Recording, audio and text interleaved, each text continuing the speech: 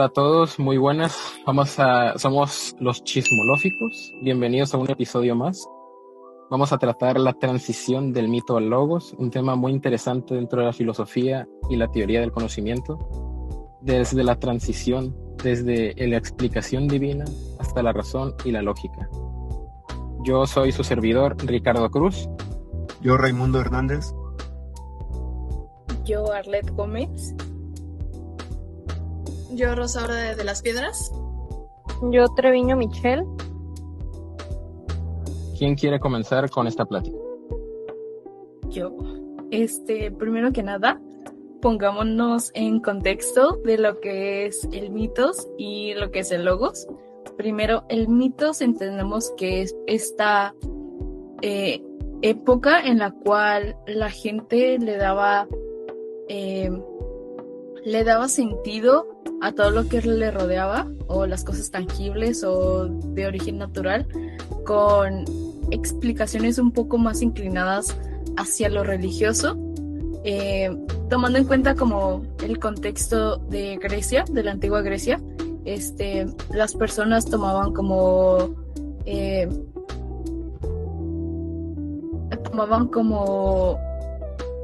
realidad o explicación, más que nada como sus dioses, tipo las cosas tangibles, que es el agua, el fuego, el aire, el viento. Le daban la explicación de que existe un dios del agua o existe un dios del rayo, o más o menos así lo tenían planteado ellos. Y por otra parte, el logos fue este cuestionamiento, o bueno, el inicio del cuestionamiento de lo que es el hombre, buscando como las ideas de qué es el todo, qué es el nada, mediante la razón, no inclinándose por lo que ya tenían ellos como predeterminado, que eran como a causa de los dioses, sino que más que nada ellos empezaron a pensar lo que es qué es el hombre de una forma como más racional.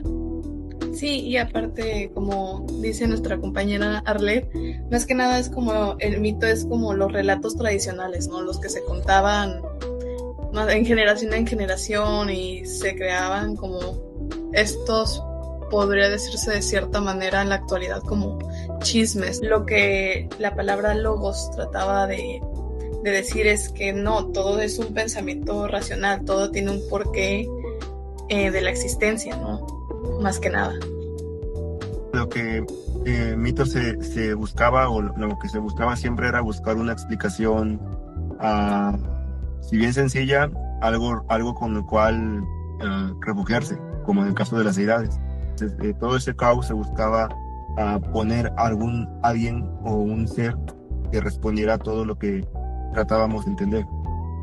Sí, precisamente eso habla mucho de lo que es esa transición, cómo a través de los filósofos decidieron, se podría decir que hasta cierto punto se hartaron de lo que eran las explicaciones que le daban a cualquier cosa antes, a lo largo de la historia, que antes se iba mucho lo que eran las deidades, una deidad para cada cosa, y eso iba no solo desde Grecia, Egipto, hasta incluso Mesopotamia, sino hasta incluso las civilizaciones que nos anteceden a nosotros, las civilizaciones americanas a lo largo de la historia, que le daban una explicación divina a absolutamente todas las cosas, por sentir que todo lo que les ayudaba, todo lo que les daba algo necesario, todo venía de algo superior, algo que ellos no podían ver ni controlar, y era algo a lo que le tenían que rendir hasta cierto punto un tributo.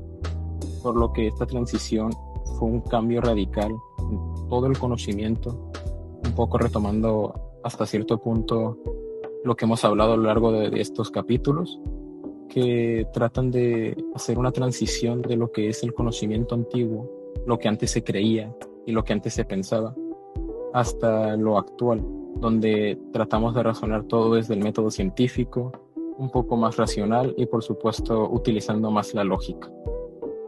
Y además hay unos ejemplos, ¿no?, de filósofos que que fueron considerados como los primeros filósofos en poner como un alto desde cierto punto a esta creencia. Por ejemplo, Tales de Mileto propuso más que nada que el agua es el principio de todas las cosas, quitando totalmente a los dioses, dándole un propósito a lo que es, sacándolo desde el método científico, notas, experimentos, tratando de hacer lógico lo que es y quitando todo lo mitológico de cierta manera. Y como lo que comentábamos igual en episodios anteriores, lo que es el conocimiento y lo que nos llega a ser la filosofía sin esta mitología.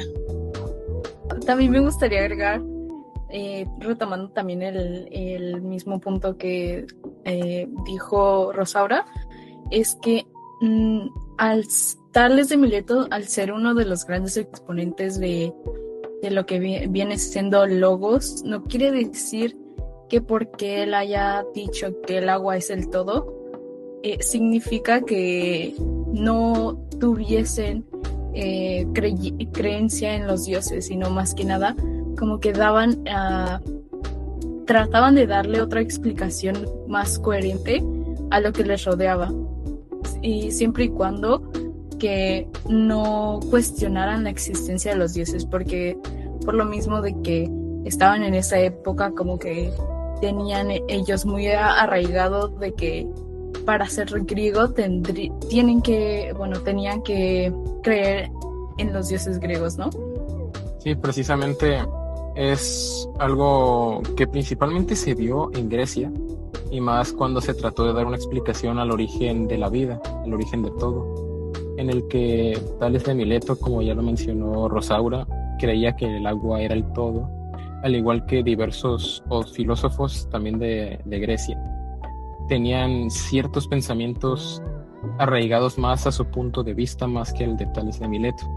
Llegaban a ver algunos que creían que el fuego, el aire, eran el todo, los elementos, e incluso hubo uno, Parménides, que dijo que todo era nada, dando una explicación completamente arraigada y hasta cierto punto difícil de comprender para aquella época, pero igualmente demuestra todo el razonamiento que trataban de llevar a cabo, todo lo que es la explicación racional y hasta cierto punto lógica dentro de su subjetividad, para tratar de dar una explicación que no sea lo que ya se sabía hasta ese entonces, el conocimiento que se tenía, el poder divino o el heroísmo.